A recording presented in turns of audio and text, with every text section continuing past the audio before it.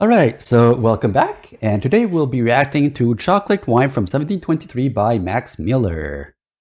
I love wine. I also love chocolate, and so sometimes I'll put those two things together. Sip of wine, bite of chocolate. Sip of wine, bite of chocolate. Is it good? In the 18th century, they decided, let's just make it one thing. Okay. They mashed them into a single recipe called wine chocolate or chocolate wine. So thank you to my Patreon patrons for supporting this channel for yet another year as I make chocolate wine, this time on Drinking History. I wonder if he still makes these things. I haven't seen those in a while. I'll have to check afterwards. Today's recipe comes from John Knott's 1723 cookbook, The Cook's and Confectioner's Dictionary. Dictionary, at least they write dictionary, right? Or the Accomplished Housewives Companion. Oh god. The choice best recipes in all the several branches of cookery. I almost read that as cockery. Dear Lord, the writing. Or the Accomplished Housewife's Companion. And it says to make wine chocolate. Take a pint of sherry or a pint and a half of red port, 4 ounces and a half of chocolate, 6 ounces of fine sugar, and half an ounce of white starch or fine flour. Mix, dissolve, and boil all these as before. But if your chocolate be with sugar, take double the quantity of chocolate and half the quantity of sugar, and so in all. A rather simple quantity of chocolate. So we get chocolate and a pint of sherry. We basically mix everything together is what I'm getting. And half the quantity of sugar, and so in all. A rather simple recipe, just 4 ingredients. A heaping 3/4 cup or 170 grams of sugar, 2 tablespoons or 14 grams of flour, 4.5 ounces or 130 grams of unsweetened chocolate, which should be either grated or chopped very fine. Isn't that very hard? 750 milliliter bottle of ruby port or 2 cups of sherry. I opted for port because I just love the stuff. Does port come from ports? Wonder why port, which is from Portugal, almost always has a British name, like Sandeman or Taylor Flanagan. Is that seriously British?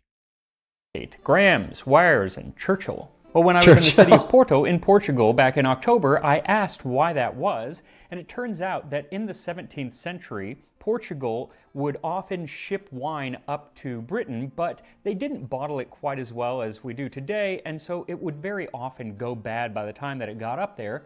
And so one of the more popular wines that went up there was a fortified wine called port. During the fermentation process, they would add a spirit, usually something I just noticed! Little Pikachu! That's cute. Though it's not the same as normal brandy. Add a spirit, usually something called brandy, though it's not the same as normal brandy. But they would add this and it would stop the fermentation process, leaving a lot more sugar in the wine.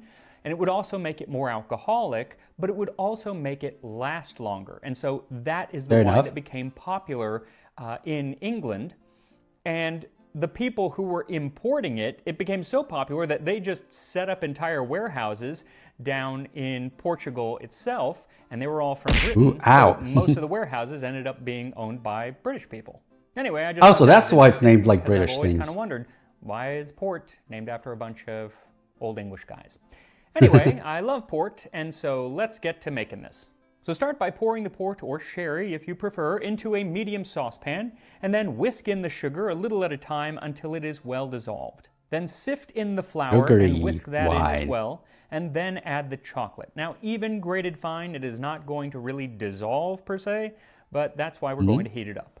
The recipe says to boil it as before being a reference to an earlier recipe in the book, and so that I'm currently reacting to Max Miller's Chocolate Wine from 1723, and then we will be playing Star Sector. To boil it, or rather simmer it for 10 to 12. Wait, but if you boil the wine, doesn't it just dissolve all the alcohol?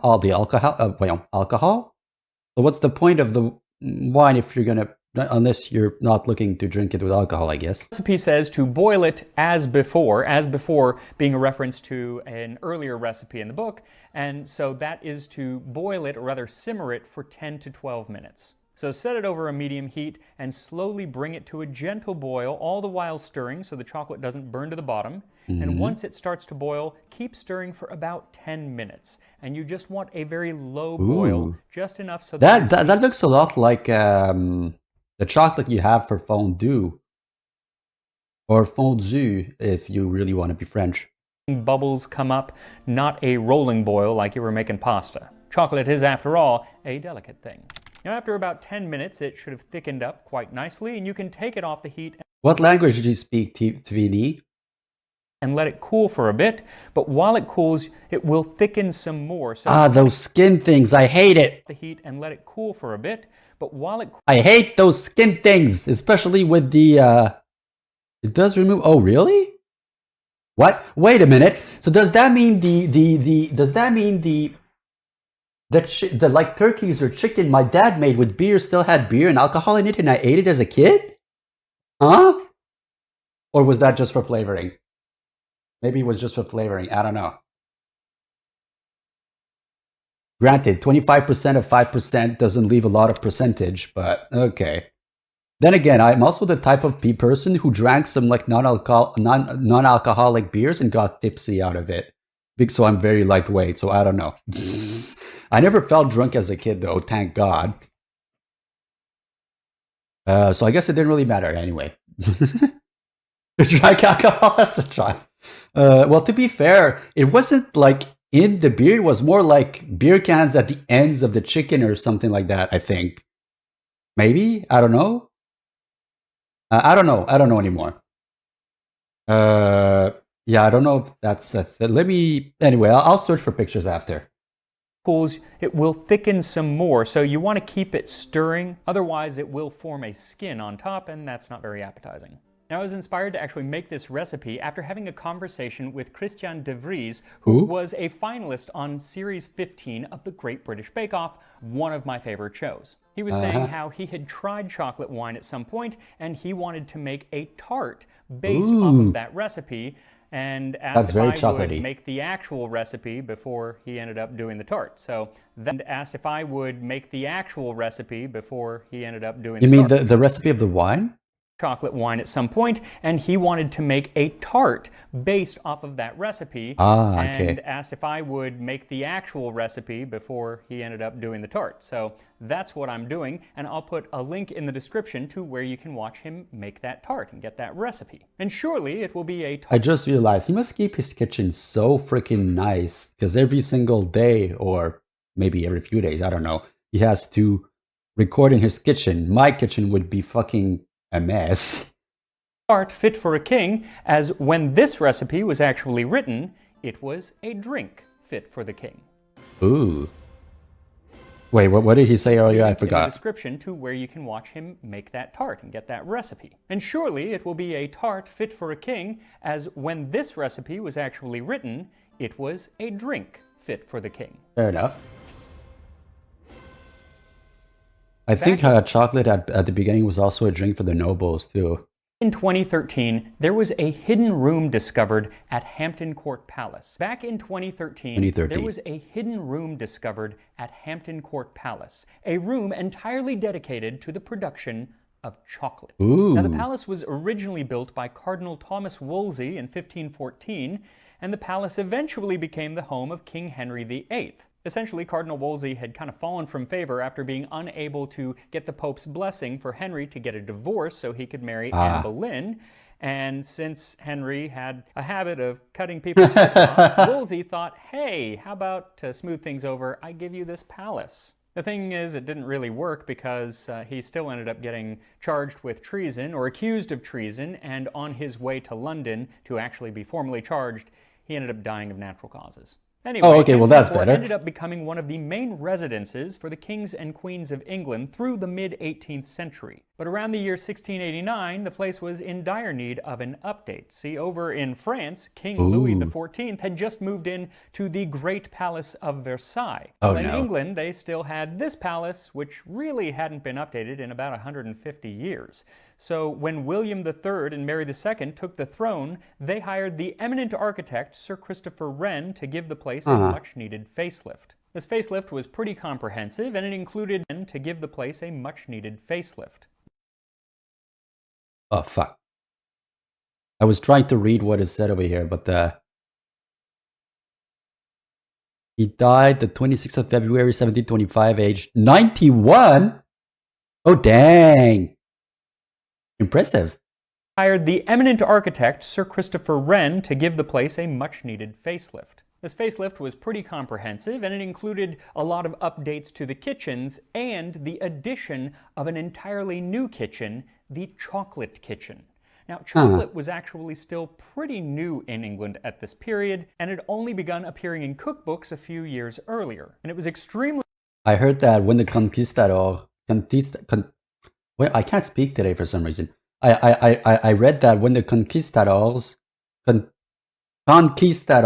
or whatever they're called, in like Latin America or just South America, discovered chocolate, they were apparently extremely repulsed by it because it looked like poo. Or at least that's what some guy wrote, apparently. Expensive because not only did it have to come all the way from the Americas, but the other ingredients... And to be fair, it does kind of look like poo if you've never seen anything like it. It's like this brown water thing that people drink, apparently. Ugh. Ingredients in it, like sugar and spices, had to come from Asia or the Americas as well. So typically, it was only available to the elite, like the royal family and other rich people. In addition, it was extremely time-consuming to actually prepare the chocolate to be consumed as a drink. And okay.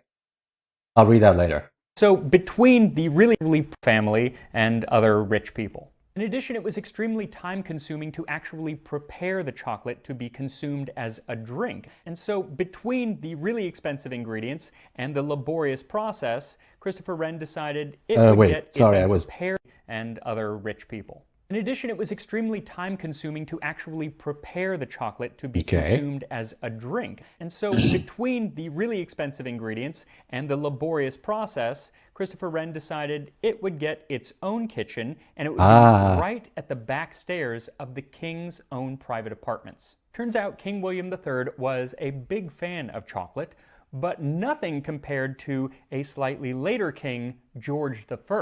George came from Hanover, Germany, and by the time he arrived in England, chocolate was all the rage. The city of London was teeming with chocolate houses, and so wanting to either fit in, or maybe just because he loved the stuff, he demanded a fresh cup of chocolate be delivered to his room every morning for breakfast. To make this possible, he decided that he would hire his own private chocolatier, the top chocolatier in the city, Thomas Tosier. It was either in 1714 when he took the throne or 1717. I've seen both dates, but either way, it was very early on. Now you might think that Tosier would be part of the kitchen staff, but he was not. His post was so important that he was actually part of the personal staff to the king, which means that he personally took the chocolate up every morning to the king's bedchamber, and he was one of the very few people who actually got to go in and see the king lying in bed every morning. That must be something. Except maybe the butt swiper.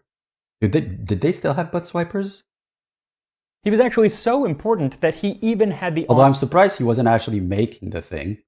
Honor of getting his own room at the palace that he basically called home. So he was at the palace pretty much full time, which was a bit of an issue because he already had the business that was up and running and quite popular in Greenwich, in an area that would eventually become known as Chocolate Row, and so he needed somebody to run that place full time. Luckily, his wife was pretty much just as good a chocolate maker as he was. Her name was Grace Tosier, and besides being an excellent chocolate maker, she was an excellent marketer. Her husband was now chocolate maker to the king, and she was going to capitalize on that. She began marketing the chocolate house as a royal experience, and she would actually hold events at the chocolate house that mirrored events that were going on at court. Like when it was the king's birthday, she would have a small gathering that was like of the same ilk as a much, much more expensive gathering taking place at court itself. In 1721, she even went so far as to build a great room where they could hold small dances. Basically, if you didn't get invited to the grand ball at the palace, you could go to this chocolate house and kind of have a little bit of the same royal experience, light. She became nice. That would have been something, I'm sure. Quite the mover and shaker in London, and was described as wearing a full light. She became quite the mover and shaker in London. Mover and shaker. First time I hear those words. And was described as wearing a full-brimmed hat with flowers in her bosom, and that is how the eminent painter Bartholomew Dandridge depicted her when he included her in a series of the most important people of the city. In 1733, Thomas Tosier died, but Grace Tosier, who did remarry, kept the last name because it had kind of become a brand. And now her chocolate house wasn't anymore his. Her chocolate house shaking something. Extremely popular, not only with the people who couldn't get into court, but the people who could actually get into court. In 1741, the Lord Mayor of London dined there, and in 1742, their Royal Highnesses, the Prince and Princess of Wales, attended by a great many lords and ladies and persons of distinction, went immediately to Grace Tosier's on Blackheath, where they had a very elegant dinner, a fine band of music playing all the time. Now, eventually the chocolate houses of London faded away and disappeared, as did the chocolate kitchen at Hampton Court, and it remained hidden until 2013 when they found that has to be really well hidden for that not to be discovered until 2013. Unless someone was really blind. I could imagine it would be me, but anyway. it, and now you can actually go visit. I wonder how they actually discovered it though. Was it like some loose brick or something? Or maybe it was some like x-raying or echolation or something, or renovations maybe? It again in all of its chocolate glory. And unfortunately, yeah, probably not.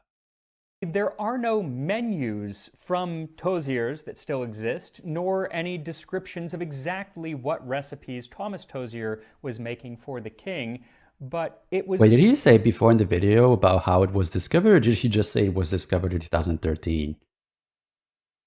Well, anyway.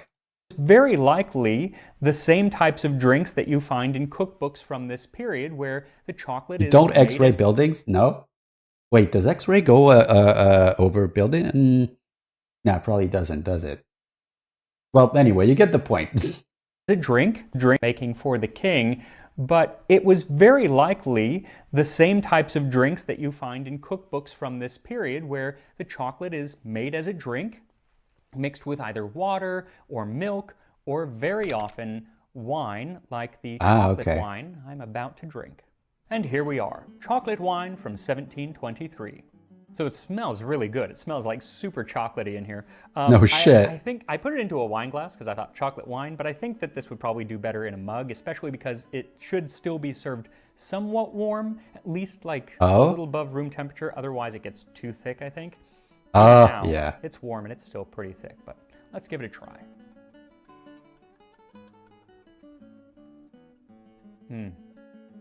It is thick, but ooh, that's good.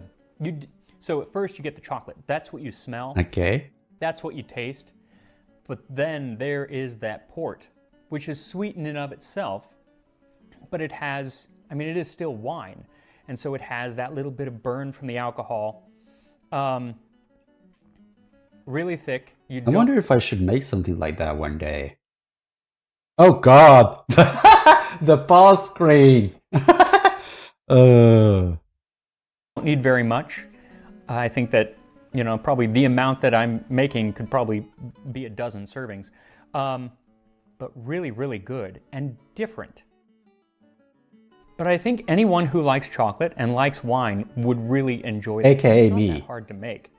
What I do think is that it would benefit from maybe a little bit of spice. And the thing is, at this period, when they made chocolate, they would often grind it down and then let it solidify into a cake. And I've done that here on the channel before, and very often that cake of chocolate was already flavored. So it could already have sugar in it, but it could also have anise and cinnamon and cardamom. The fuck is anise? And sometimes hot chili peppers. Wasn't super popular. Chili pepper in chocolate? I mean, I guess if you want spicy chocolate, but... in England, but sometimes, or vanilla or other things to flavor it. So you could add a little bit of those things into this. You don't want a lot, because the wine should be kind of dominant, but it would just make it a little bit more complex. Also, can I just tell you that the entire time I was researching this video on chocolate wine, what was in my head was chocolate wine. Like What? the Chocolate Rain song that was big on YouTube like in 2008, like early No clue what that is, but okay. YouTube. Does anybody remember that? Chocolate Rain? That's what I kept thinking of when I was making this. I'm dating myself, I'm sure. Just a reminder that Christian de Vries from the Great British Bake Off has made this chocolate wine into a tart. So I will put a link from the Great British Bake Off has made. Is that a tomato or is that something else? This chocolate wine into a tart. So I will put a link in the description to where you can watch him make it and where you can get the recipe to do it yourself. So make some chocolate wine, make a chocolate wine tart. Just have some chocolate if you want, because there's always room for nice. There's always room for port, and I will see you next time on Drinking History. Apparently, anise is common for candy and baking, so it's not that special to be included. Oh, okay, fair enough. I don't know what the heck this is, though, the anise thing. Let me see if they say if it was... Where was it? Hello there, Cellarphonics. Let's say where it was discovered, or rather how.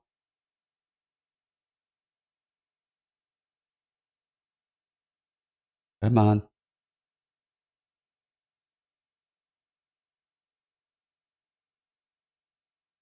Oh, wait, maybe. Long time no see indeed. Fit for the king. Grows from a flower. Back in 2013, there was a hidden room discovered. No, it just says discovered. Okay, well, anyway. Alright, but yeah, it was nice. I really should make that at some point. It looks easy to make and very tasty.